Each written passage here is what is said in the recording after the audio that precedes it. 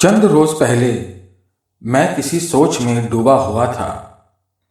जिंदगी के सत्य क्या है, इस सवाल के जवाब में उलझा हुआ था। पता न चला कब अक्ल की दौड़ खत्म हो गई।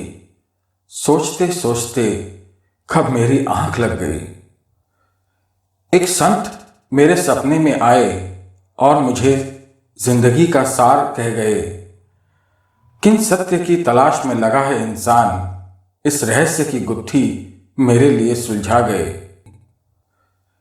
पैसा कैसे बनाया जाए, नाम कैसे कमाया जाए, रिश्ते कैसे निभाए जाए, शरीर कैसे रखा जाए, खुश कैसे रहा जाए, स्वर्ग कैसे पाया जाए। नेता हो या अभिनेता, व्यापारी हो या कर्मचारी, संपादक हो या अध्यापक, पापात्मा हो या कोई महात्मा, हम में से हर एक की जीवन की दौड़ धूप इन्हीं सत्य में है समाई।